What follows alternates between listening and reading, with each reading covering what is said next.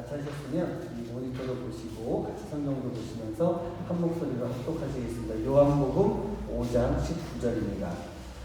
시작. 그러므로 예수께서 그들에게 이르시되 내가 진실로 너희에게 이르노니 아들이 아버지께서 하시는 일을 보지 않고는 아무것도 스스로 할 수 없나니 아버지께서 행하시는 그것을 아들도 그와 같이 행하리라. 아멘. 자, 오늘은 우리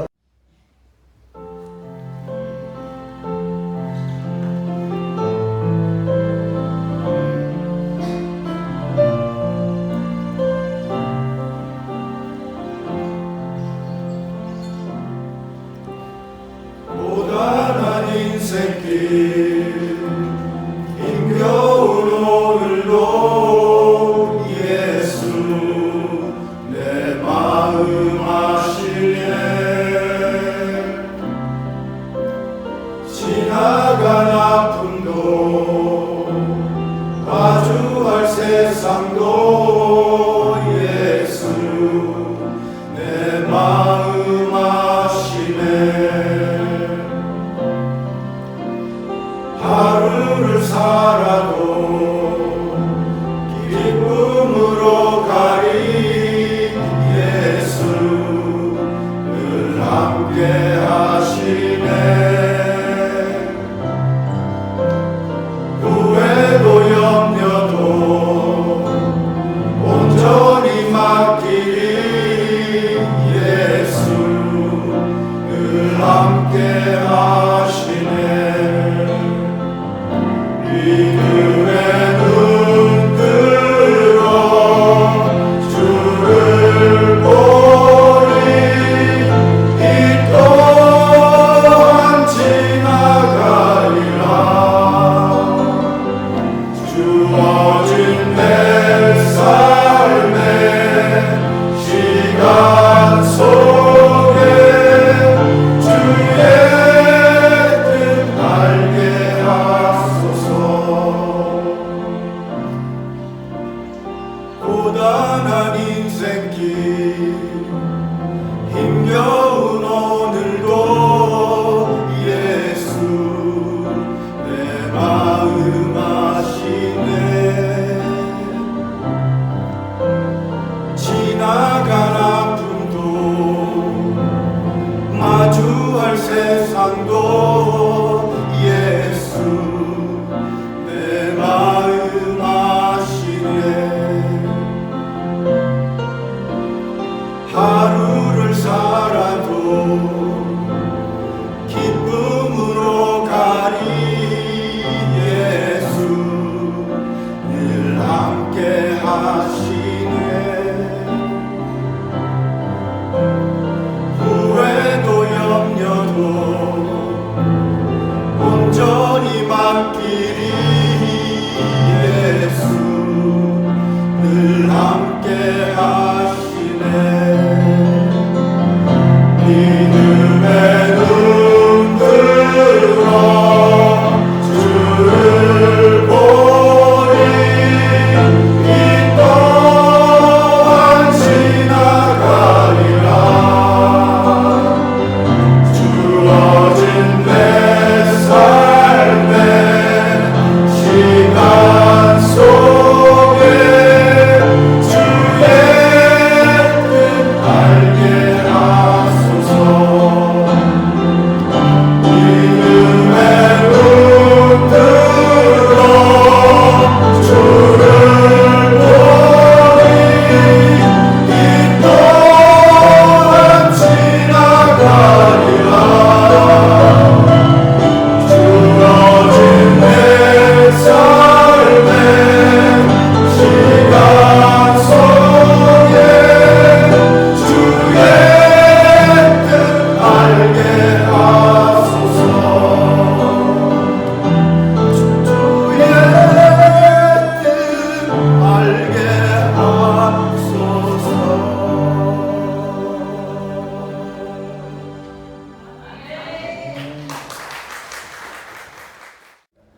우리는 지금 계속해서 이 광야라는 곳을 살펴보면서 광야에서 하나님의 은혜로 우리를 거룩하게 변화시켜 주시는 하나님, 그 하나님에 대한 말씀을 나누고 있습니다. 여러분, 광야는요, 특별한 곳이 맞습니다. 어떻게 특별할까요? 하나님의 은혜가 있는 곳이에요. 우리가 눈으로 보기에는 광활한 곳입니다. 메마른 곳입니다. 살기 힘들어 보이지만 이스라엘 민족이 이곳에서 살고 있었고 지금도 살아가고 있는, 즉 살 수 있는 은혜가 있는 곳이다라고 하는 것. 그게 어디라고요? 그게 광야라는 겁니다. 지금 우리가 지나가고 있는 광야 또한 마찬가지입니다. 우리가 지나갈 수가 있는 곳이고 못 지나가는 곳이 아니라 갈 수가 있는 곳이라는 거예요. 그래서 우리의 광야 가운데도 하나님의 은혜가 분명히 있는 것인데, 문제는요, 이 은혜라고 하는 것은요, 우리가 광야 자체를 하나님의 임재가 있는 곳이다라고 하는 분명한 믿음이 있어야 됩니다. 하나님의 은혜가 있는 곳이 바로 광야입니다라는 그 믿음을 가지고 있을 때 우리는 이 광야에서 하나님의 은혜를 찾을 수가 있고 이 광야에서 하나님의 은혜를 누리면서 살아갈 수 있는 그런 모습이 되는 거예요. 찰스 스탠리 목사님이 이런 말씀하셨습니다. 역경은 언제나 뜻밖이고 반갑지 않다. 역경은 침입자요 도둑이다. 하지만 하나님 손에 놓이면 역경은 그분의 초자연적인 능력이 나타나는 통로가 된다. 이런 말씀해 주셨어요.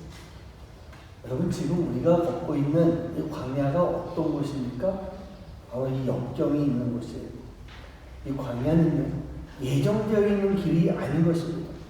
장애물이 많이 있는 곳이고 때로는 여기서 요만큼을 가야 되는 걸 빙 돌아가야 되는 그런 곳이기도 합니다. 때로는 가다가 멈춰야 되는 그런 때가 있을 수도 있습니다. 즉 광야는요, 내가 가지고 있는 내 생각대로 갈 수 있는 곳, 그곳이 아니라는 거예요. 사랑하는 성도님들, 여러분들은 지금까지 살아오면서 여러분들이 어떤 꿈을 가지고 살아오셨습니까? 어릴 때부터 지금까지 여러분들 인생에 그 꿈들이 이루어지는 그 삶을 사셨습니까? 저는 그랬습니다.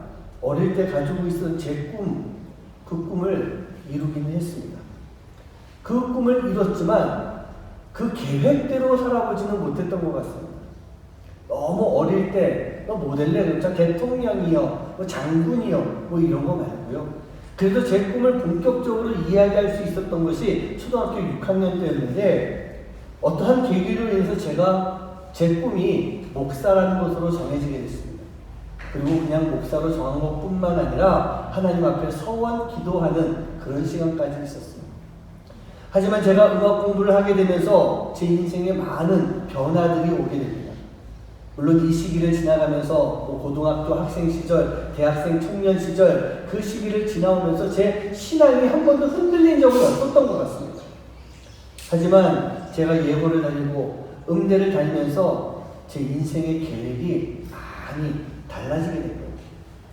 음악가로서 또 연주가로서 제 인생의 최고의 전성기를 보내고 싶었던 거예요. 30대, 40대, 이제 50대를 넘어가는 50대 한 중반 정도까지는 제가 음악가로서 연주자로서 마음껏 연주하고 다니는 그런 삶을 원했던 것입니다. 그리고 목사하기로 소원을 했으니 이 목사하는 것은요, 한 50대 중후반쯤 돼가지고 그때 가서 하면 되겠다. 그렇게 생각이 바뀌게 되고요. 그 계획대로 제 삶을 살아가게 되었습니다. 어찌 보면 이 소원 기도를 했기 때문에 목사를 하겠다라고 하는 그것보다는 그냥 하나님 앞에 제가 가지고 있었던 최소한의 양심의 표현이었던 것 같아요. 그런데 결국 하나님께서는 그때까지 기다리지 않으시고요. 30살이 되었을 때 저를 불러주셨습니다. 저를 그때 부르실 때 저에게 해주셨던 그 말씀이 기억이 나요. 저희 마음 가운데 이런 말씀 해주시더라고요. 나는 네가 나와 약속한 대로 살기를 원한다. 네가 나와 약속한 대로 살기를 원한다. 그렇게 말씀해 주셨어요. 제가 어릴 때 하나님과 약속하면서 소원했던 것, 그것을 이뤄가시려고 하는 하나님의 계획, 그 하나님의 시간들이요, 제가 30살이 되던 그때 저에게 나타나고 저에게 보여주셨던 것입니다. 그래서 제가 처음 가졌던 꿈이라고 할 수 있는 것, 바로 하나님께서 나를 향해서 세우셨던 그 하나님의 계획대로 그때부터 삶이 하나님의 뜻대로 이루어지는 것을 당하는 그 뜻대로 살아갈 수밖에 없는 그런 모습이 되었던 것 같아요. 근데 그렇게 해서 꿈을 이루고도요, 지금까지 20년을 사역을 하면서 저는 이 사역 또한 제 계획대로 해보지 못했던 것 같아요. 목사로서 제가 세운 계획이 있습니다. 목사라는 사람으로 인생을 어떻게 살아가야 될 것인가, 어떤 방향으로 가야 될 것인가, 어디로 가야 될 것인가, 나름대로 계획을 세우고 준비해 왔었지만 하나님께서 그것을 다 무너뜨리시더라고요. 목사로서, 사역자로서의 그 계획들 다 무너뜨리는데 제 사역이 무너진 것이 아니라 목사로서의 제 인생의 계획들이 다 무너지더라고요.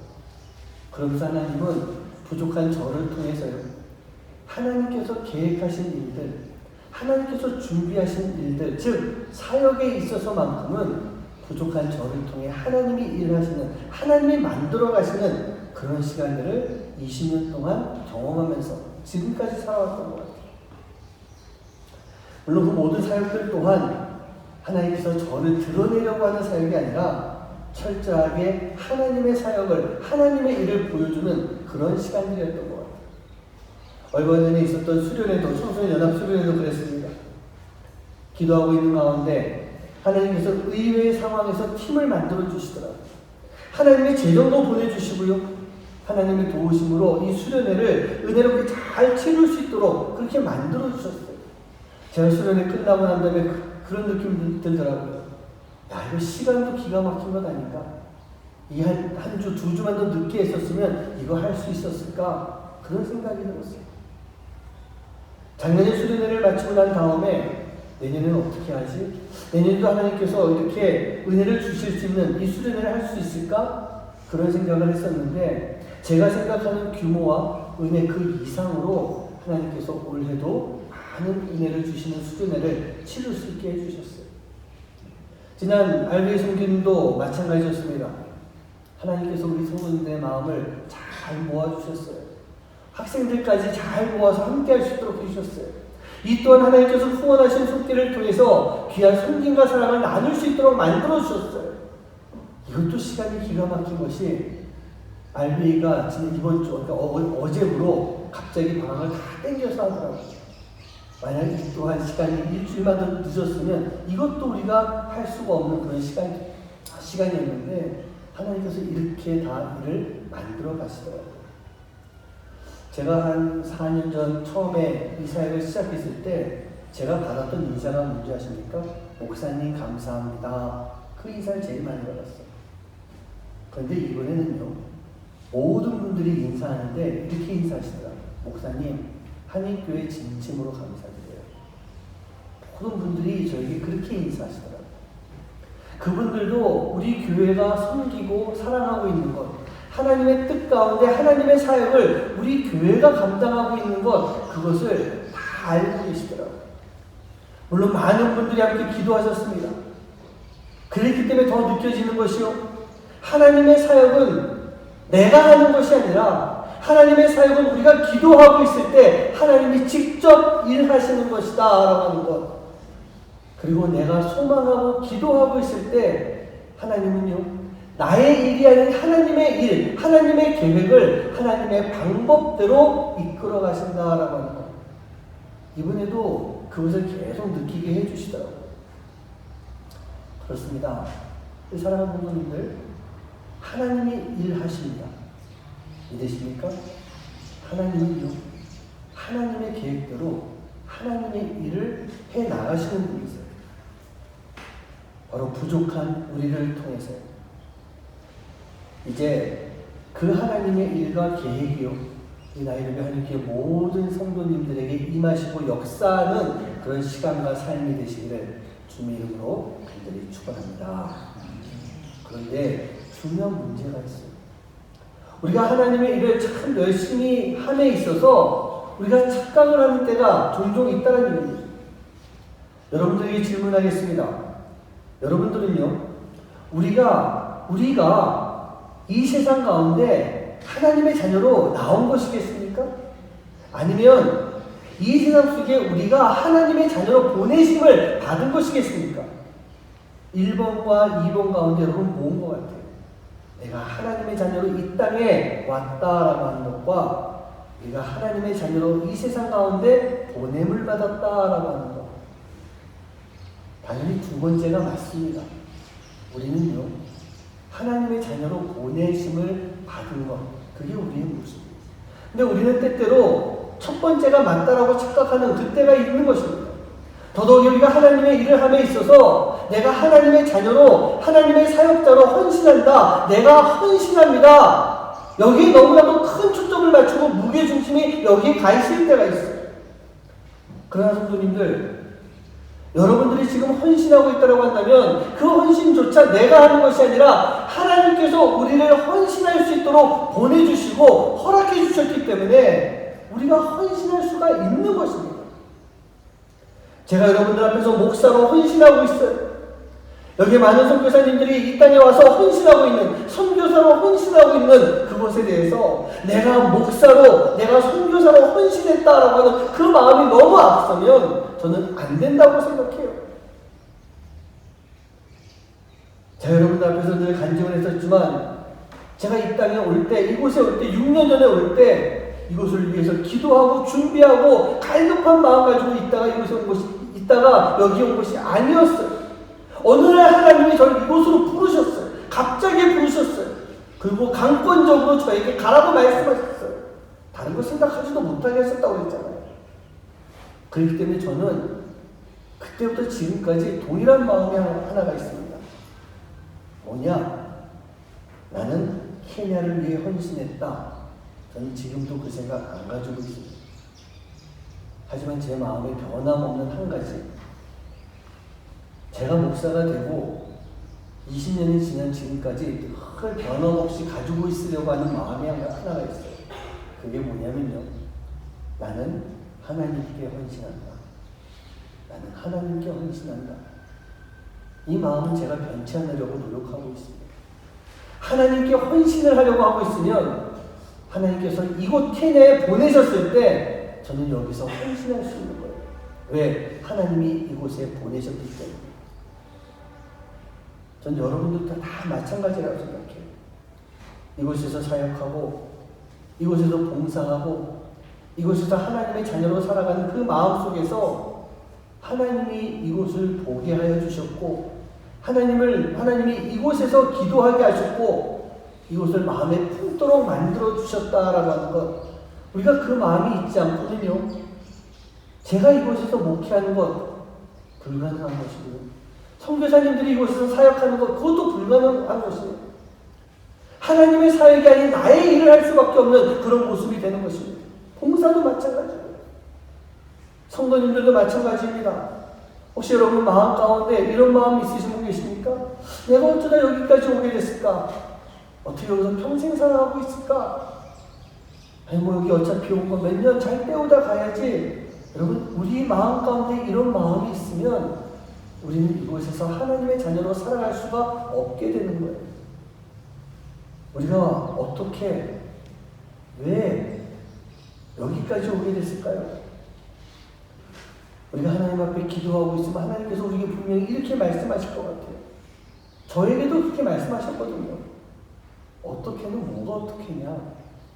내가 너를 이곳에 보낸 것이지 않니? 너를 향한 나의 뜻이 있기 때문에, 너를 향한 나의 계획이 있기 때문에 내가 너를 이곳에 보낸 것이지 않니?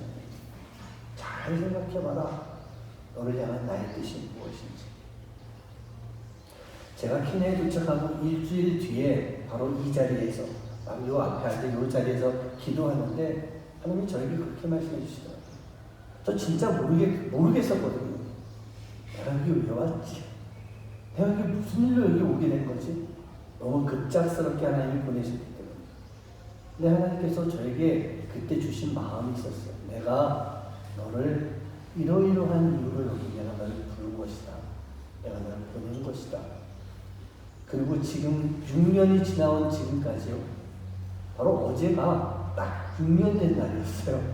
어제 딱 6년 된 날이었는데 6년 된 지금까지 하나님께서 계속 내가 너를 이것 때문에 불렀어. 내가 너를 이것 때문에 여기 세웠어. 내가 너를 이것 때문에 지금 너를 여기서 사역하게 하고 있는 거야. 저에게 계속 여러 가지 마음을 주시더라고요. 하나님은요, 저뿐만 아니라 오늘 이 자리에 계신 선교사님들 뿐만 아니라 우리 모든 성도님들에게 한 분 한 분을 향한 하나님의 분명한 뜻이 있을 줄 믿습니다. 그리고 여러분들을 통한 그 뜻이 바로 이 땅을 향한, 우리 교회를 향한 분명한 하나님의 뜻인 거예요.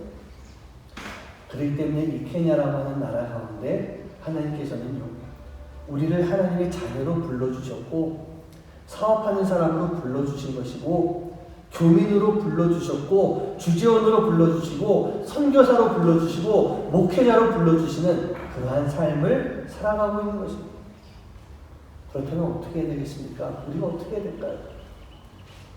바로 이곳에서 우리는 각자에게 주어진 하나님의 뜻, 각자를 향한 하나님의 계획대로 살아갈 수 있는 그런 삶이 꼭 필요한 거예요. 우리 하나님의 뜻을 알고 살아야 되는 것, 이것은요, 예수님에게도 동일한 그런 모습이었던 것입니다. 그게 오늘 본문 말씀이었어요. 다시 한번 읽어봤으면 좋겠는데요. 요한복음 5장 19절 말씀 다시 한번 읽어봅니다. 시작.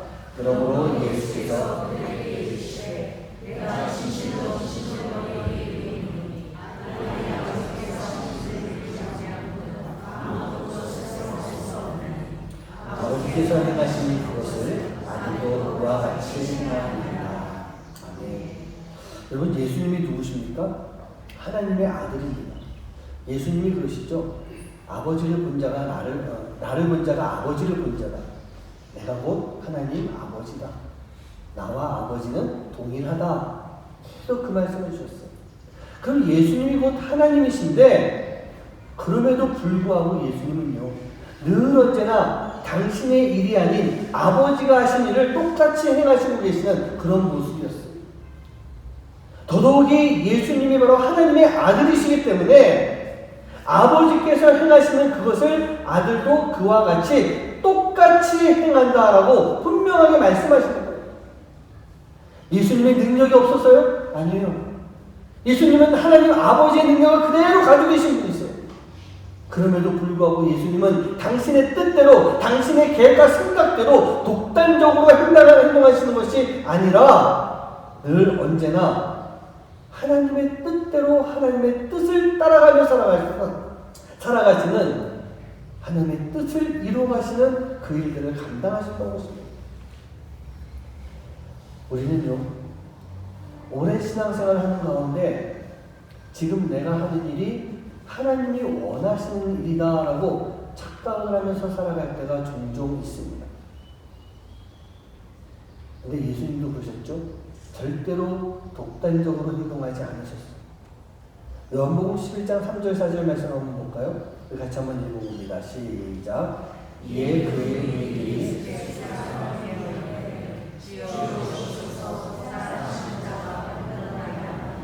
예수께서 들으시고 이르시되 이 병은 죽을 병이 아니라 하나님의 영광을 위함이요 하나님의 아들이 이로 말미암아 영광을 받게 하려 하시라 하시더라. 어떤 얘기인지 아십니까? 죽은 나사로를 살리기 직전에 있었던 그런 일입니다. 아직 죽지는 않았어요. 하지만 중병을 앓고 있어서 죽을 것 같은 상황 속에 마르다와 마리아가 예수님께 사람을 보내서 도움을 요청합니다. 예수님, 우리 오빠가 죽을 것 같아요. 빨리 와서 우리 오빠를 좀 살려주세요. 병을 낫게 해주세요. 그렇게 부탁이 왔던 것입니다. 그런데 예수님과 이 나사로와 가족의 관계가 어떤 관계냐? 3절 말씀 보니까요, 예수님이 사랑하는 자가 병들었나이다. 그렇게 특별한 이야기를 하고 있어요. 뒤에 5절에 보면은 예수님께서 나사로의 가정을 참 많이 사랑하셨다라고 하는 그런 말씀도 있어요. 즉 예수님과 나사로의 가정은요, 그냥 지나가다가 만난 관계가 아니라 어느 정도 정말 특별한 관계가 분명히 맞다라는 얘기입니다. 그럼 이쯤 되면요, 사람을 보내가지고 우리 오빠가 죽을 것 같아 빨리 와서 고쳐주세요 라고 했을 때 예수님은 특달같이 달려가셔서 그 나사로의 병을 고쳐주셔야 되는 것, 그게 어찌 보면 맞는 것 같아요. 적어도 예수님과 나사로의 관계를 보면 그게 맞는 것 같아요. 그런데 예수님은요, 그렇게 하지 않으셨던 것입니다. 당신의 뜻이 아닌 하나님의 뜻과 계획을 먼저 따르시는 그런 모습을 보여주시는 거예요. 이것이 죽을 병이 아니라 하나님의 영광을 위함이다. 하나님의 아들이 이로 말미암아 영광을 받게 하려 합니다. 이게 하나님의 뜻이다 라고 하시면서 예수님은 그 자리에서 며칠을 더 머무신다는 거예요. 더 머물고 계시다가 이제 죽은 나사로를 만들어 가시는 그런 모습이에요. 여러분, 우리가요 하나님의 일을 참 열심히 하고 있습니다. 그래서 늘 항상 함께 하신다라고 하는 생각을 가지고 우리는요 하나님께 우리가 묻지 않고 스스로가 우리의 사명을 결정할 때가, 우리의 일을 결정할 때가 얼마나 많이 있어요. 제가 사역할 때도, 선교사님들도, 우리 성도님들도 살아가면서 내가 이것이 하나님의 뜻이야 라면서 내가 독단적으로 결정을 해버립니다. 스스로 결정하는 거예요. 이게 나의 사명이야 라고 결정하는 그런 모습이 우리 안에 참 많이 나타나는 거예요. 왜 그럴까요? 하나님의 뜻을 묻지 않고 있기 때문에, 진정한 하나님의 계획이 뭔지를 모르고 있기 때문에, 그리고 내 생각이 곧 하나님의 생각이라고 잘못 착각하고 있기 때문에. 하지만 예수님은 안 그러셨던 것입니다. 당신이 하셔야 할 일이 무엇인지 예수님은 늘 하나님께 뜻을 먼저 여쭈었던 거예요. 그리고 그 뜻을 먼저 따르신 분, 그분이 바로 예수님이셨어요. 나사로가 아팠을 때 그럼 지금 빨리 가서 내가 치료해줘야지, 고쳐줘야지, 그리고 달려가신 분이 아니라 하나님의 뜻을 따를 수 있는, 이것이 하나님의 뜻이 아니고 하나님의 뜻은 바로 하나님께 영광을 돌리기 위해서야 라고 하면서 더 큰 하나님의 뜻을 따르는 그런 모습을 보여주신 거예요. 우리가 잘 아는 겟세마네 동산에서 기도하실 때도 마찬가지였습니다. 그 십자가가 예수님께 얼마나 어렵고 힘든 시간이었을까요? 아주 잠깐이긴 하지만 인간의 마음이 앞서면서 당신의 그 십자가에 대해서 갈등하시는 모습이 겟세마네 동산 기도에서 나옵니다. 하나님께 이렇게 기도하십니다. 아버지, 만일 아버지의 뜻이거든 이 잔을 내게서 멀리하여 주시옵소서. 예수님이 얼마나 힘드셨으면, 얼마나 이것이 두려우셨으면 그런 마음을 가지셨겠어요. 예수님의 생각과 예수님의 뜻은 이것을 받지 않는 것, 받지 않을 수 있었으면 내가 이것을 받지 않는 것, 그게 예수님의 생각이셨어요. 하지만 예수님은요 바로 기도하십니다. 그러나 아버지, 내 원대로 마시고요, 아버지 뜻대로 해주세요. 내가 따르겠습니다. 아버지의 뜻대로 해주세요. 인간의 육신을 입으셨기에 인간이 겪어야 될 고통과 아픔을 고스란히 감당해야 되는 예수님. 하지만 그 예수님은요, 그 인간의 고통보다 먼저 아버지의 뜻을 따르겠다라고 기도로 바치시는 그런 모습을 보여주십니다. 그랬던 예수님께서요 우리에게 말씀하십니다. 요한복음 20장 21절 말씀 보면 아버지께서 나를 보내신 것 같이 나도 너희를 보내노라, 그렇게 말씀하셨습니다. 아버지가 나에게 아버지의 뜻을 보여주신 것 같이 나도 너희에게 아버지의 뜻을 보여주겠노라, 그런 말씀 아니겠습니까? 예수님의 보내심을 받은 우리들이라고 한다면 예수님이 세상에 우리를 보내신 그 이유대로, 예수님이 우리를 보내신 그 목적대로, 그 사명대로 우리가 따르고 살아야 되는 그런 삶의 모습이 되어야 될 줄 믿습니다. 언제까지 그렇게 할까요? 세상 끝날까지 그렇게 해야죠. 마태복음 28장 20절 말씀 보면 볼지어다 내가 세상 끝날까지 너희와 항상 함께 있으리라, 그렇게 말씀하고 있어요. 세상 끝날까지 우리와 항상 함께 하신대요. 그렇다고 한다면 우리는 우리의 인생이 끝나는 그날까지, 예수님께서 이 땅에 다시 오시는 그날까지 우리는 예수님이 우리를 보내신 예수님의 목적대로, 우리에게 주신 사명대로, 그것이 곧 하나님의 뜻이고 하나님의 계획이라고 하는 믿음을 가지고 우리가 그 하나님의 뜻을 따를 수 있는 삶, 예수님께 순종하는 그 삶을 살아가야 되는 거예요. 우리가 살아가는 이 광야는요, 절대로 허무한 광야는 아닌 것입니다. 아무런 유익이 없는 그런 광야도 아닌 것입니다. 시간 낭비하고 있는 광야는 그것 또한 아닌 것입니다. 우리 하나님은요, 바로 이 광야를 그렇게 버리시는 분이 절대로 아니세요. 하나님은 우리에게 주신 광야, 우리를 보내신 광야, 그 광야를 가장 잘 활용하시는 분이실 줄 믿습니다. 여러분, 지금 내가 있는 이곳 광야가 내 인생 여정에 꼭 필요한 경유지가 되는 그런 광야일 줄 믿습니다. 나의 경유지가 되어야 됩니다. 여러분, 경유지가 뭐 하는 곳인지 아십니까? 힘을 얻을 수 있는 것. 그리고 새 것을 채울 수 있는 곳. 그게 바로 경유지예요.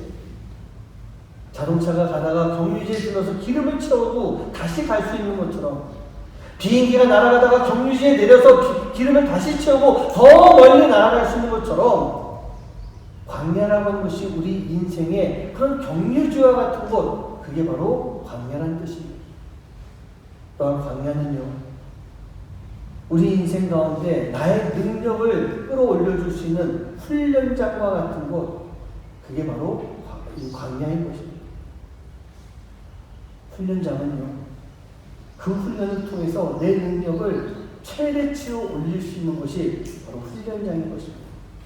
그래서 우리는 지금 내가 있는 곳에서 그곳이 광야라 할지라도 하나님의 방법대로 우리가 순종하며 하나님의 계획을 따를 수 있는 삶, 그 삶을 반드시 살아가야 됩니다. 그래야만 광야에서 우리는요, 하나님의 은혜를 채우고 우리로 하여금 강하게 만들어줄 수 있는 그러한 삶이 될 수가 있는 것입니다. 사랑하는 성도님들, 광야는요, 불순종의 자리가 아닙니다. 광야는 바로 철저히 하나님의 능력과 영광으로 살아가면서 하나님의 계획을 이루어갈 수 있는 곳, 그게 바로 광야입니다. 여러분들을 광야로 보내신 하나님은요, 그냥 보낸 것으로만 끝내시는 분이 절대로 아니라는 겁니다. 지금까지 많은 광야에 대한 얘기를 해드렸지만 그 광야에서 우리를 그렇게 만드시는 이유는 뭐냐? 바로 하나님의 계획이 있기 때문에, 여러분 각자에게 주신 하나님의 계획이 있기 때문에 저로 하여금 이곳을 캐나안 땅에 부르시고 이 캐나안 땅 가운데서 하나님의 일을 하도록 만드시려는 하나님의 특별한 계획이 있기 때문에 저를 여기에 불러주셨고 여러분들을 이 자리에 불러주신 거예요. 우리가 그거를 알고 살아가야 돼요. 내가 있는 광야가 바로 그런 하나님의 이유와 목적이 있는 곳이다라고 하는 것. 그래서 하나님은 바로 이 거칠은 광야를 통해서 우리의 교만을 막 깎아내시는 거예요. 그리고 우리의 겸손을 더 끌어올려서 높여주시는 그곳이 바로 광야라는 곳입니다. 그리고 그곳에서 하나님의 뜻만 따르도록 만들어주시는 곳, 그게 바로 우리가 지금 있는 광야의 곳입니다. 사랑하는 분들, 지금 여러분들이 지나가는 이 시간이 광야의 시기라고 여러분 생각이 드십니까? 그렇다고 한다면 정말 좋은 기회예요. 어떤 기회냐? 나에게 은혜를 베풀어 주시는 하나님을 만날 수 있는 기회예요. 믿으십니까? 나에게 은혜를 주신 하나님을 만나고 그 하나님의 계획을 이루어갈 수 있는 너무나도 좋은 시기라는 거예요. 그렇다고 한다면 우리는 바로 이 시간 속에서, 이 광야 속에서 우리가 포기하지 말아야 돼요. 도망가지 말아야 돼요. 그리고 늘 하나님의 말씀, 하나님의 뜻, 하나님의 계획을 이뤄갈 수 있는 그러한 삶이 돼요. 여러분, 우리 앞에 누가 있습니까? 누가 계십니까? 예수님이 계십니다. 그 예수님께서는 이미 하나님의 뜻을 가지고 이 길을 걸어가고 계신 분이에요. 광야의 길을 걸어가고 계신 분이에요. 그리고 그 걸어가신 예수님께서 우리에게 동일한 하나님의 뜻을 우리에게 전해주고 계세요. 그럼 그 뜻을 전해받은 우리도 그 길을 걸어가야 되지 않겠습니까? 그 길을 걸어가며 하나님의 계획을 이루어갈 수 있는 삶, 그 삶을 살아갈 수 있는 여러분 한 분 한 분 되시길 간절히